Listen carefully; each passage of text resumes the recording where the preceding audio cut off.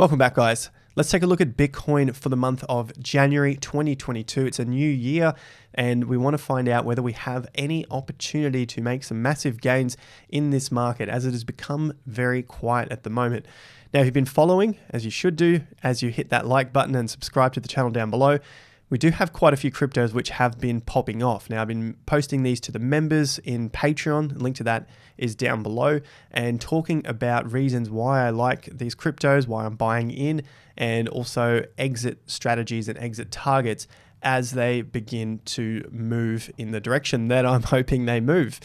So if you're looking to trade cryptocurrencies, check out SwiftX. Link to this is down below if you haven't already set up. Now, as the market is quiet, is a fantastic time to be getting into your exchanges and then setting up your plans as well.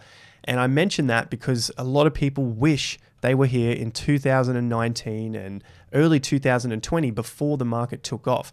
Now, in terms of the energy, it definitely feels like that time. At the moment, there's just lackluster. There's not much going on in terms of the crypto market, but of course I want to have a look at the NASDAQ just briefly before we get into Bitcoin and other cryptos. Now, when this market is quiet, as I said, check out the exchanges, get yourself set up, get yourself a plan, and also check out Patreon down below, because that is going to set you in a good routine for when the market does bounce back. And when will that be? Let's see if we can figure that out now. NASDAQ is the first chart I want to have a look at. This is the COVID crash low back in March of 2020. Now, I'm looking at this as we just recently got to new all-time highs back in November of 2021, and we just got quite close again this week. Now, with the NASDAQ, it is sitting in a strong position, and that might lead to some short-term weakness for Bitcoin.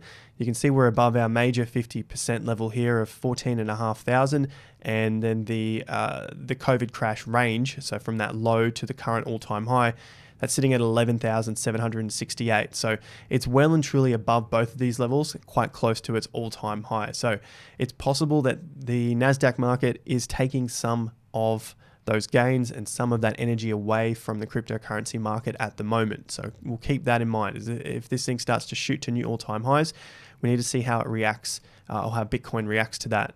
Now, Bitcoin on the macro view here, looking at the monthly chart, it's underneath this 50% level. So this is 48,900. So remember, that first target again is 49,000. So I want to see this close above 49,000.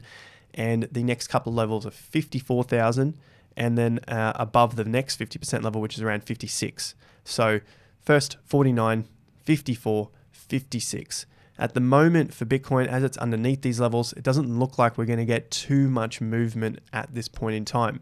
Now, if I look at the number of bars, so the number of months up and down, we can see that from July, we had a month up here. So if we zoom in, this is up, up, up. Even though it's red, it's a higher high, higher low. That's what we're looking for here. So 1, 2, 3, 4, 5. 5 months up before we got that month down. In the past, Bitcoin's done approximately that 5 to 7 months up. And this was the strong part of the bull market in late 2020, early 2021. 1, 2, 3, 4, 5, 6, 7 months up before it had 2 months correction.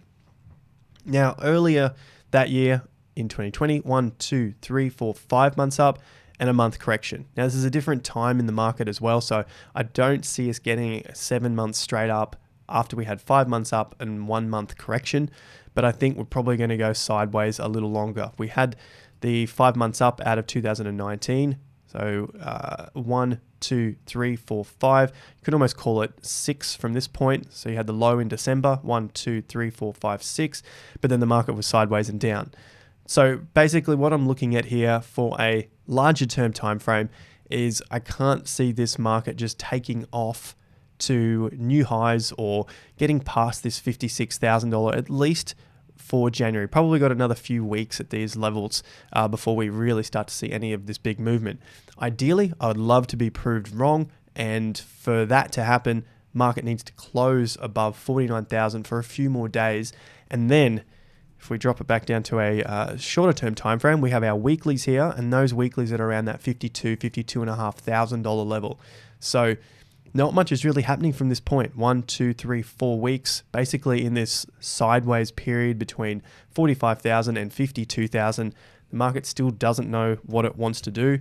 Back to a daily chart, you can see clearly where these tops are, and that's coming in at 52, 52, and just a touch over 52 again. So really, that's what we are waiting for. We're waiting to see this market get above 49 and then above 52 to give us that signal of what it wants to do next, and then it will let us know for the rest of the cryptocurrencies as well. Now, can we be wrong and this market go down for January? For sure, and we'll see an early warning sign if we get the lows taken out at around 45,500. So at the moment, that's the base, and if that's taken out, then we'll probably come back down to test the 42, and then it's not too far away from that previous support level, which was back in September, of the $39,000 to $41,000 level. So at the moment, we're hanging around at these lows. We'll see an early warning sign if we get the breakdown of 45.5, which is just under $2,000 away from where we currently are. And if that happens, then we look to those next levels down below. So at the moment, none of this is leading towards will Bitcoin go up in January. So at the moment, pretty much sideways until it figures out what it wants to do. Can we get any more information from the Wyckoff schematic over here? Now, I've added in a few more new pieces. I'm assuming this is the accumulation stage of Bitcoin. Now, I could be wrong, and that would be where I would be wrong is if we break down from that 45,500 and we came back and tested this selling climax at the low, which came in on the 4th of December. So we're basically a month ago, and we're still trading in this sideways range here. So same pricing that we're looking at above the 49 and above the 52. Then the 54 is this selling climax bar. So there's a few targets to get to. And the downside, of course, is the breaking of 45.5. So still not much to be said at this point.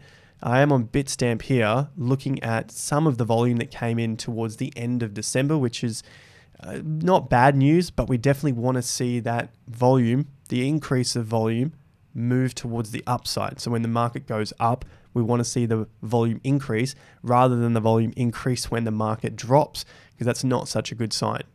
And this is part of the distribution pattern here. So if we were to see this as further distribution, we would have to relabel these pieces to the puzzle and then look to start setting up the accumulation at a lower price.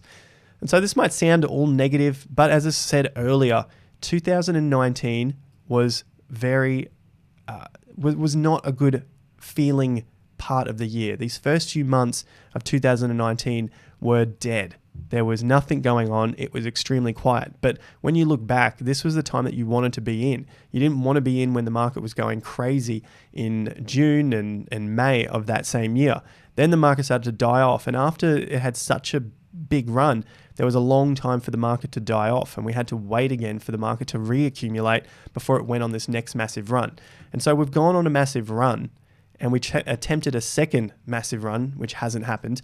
And so if we are seeing some sideways and some accumulation again, this is going to be the next opportunity to get in before the market takes off, rather than get in as the market's already gone absolutely crazy.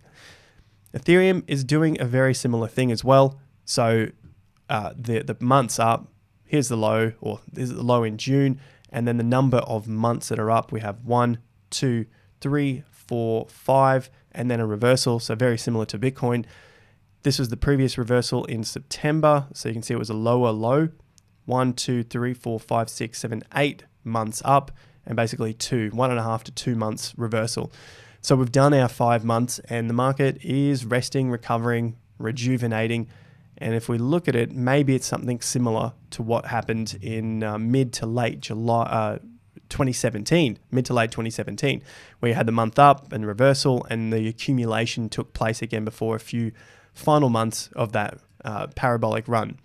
So in terms of crypto, not much else is going on here. Looking at the total market cap, the good news here is we're sitting above the 50% level, which is the $2.06 trillion level, but it's been rejected just last week off this down range 50% level, which was 2.48. Call it 47 there, 478. So the $2.5 trillion has been rejected. What I want to see here for an upside for Bitcoin and cryptocurrency for January is, of course, to hold these levels around that 2.07, 2.10 trillion dollar level, and then start to make those higher lows and then break above that 50% level. That's going to give us that strength to see if the market can go up in January or late January, possibly into February or March. But at the moment, it's holding a major 50%. It's been rejected off the downtrend 50%. And worst case scenario, the same thing for Bitcoin and Ethereum. We break these lows at around that 1.8 trillion to 2 trillion. Then we come back and sit in this zone of around $1.5 to $1.8 trillion. So again, it's not the worst case. It's just going to mean a lot longer at these lower levels and probably not going to see some sort of blow off top in the first quarter of 2022.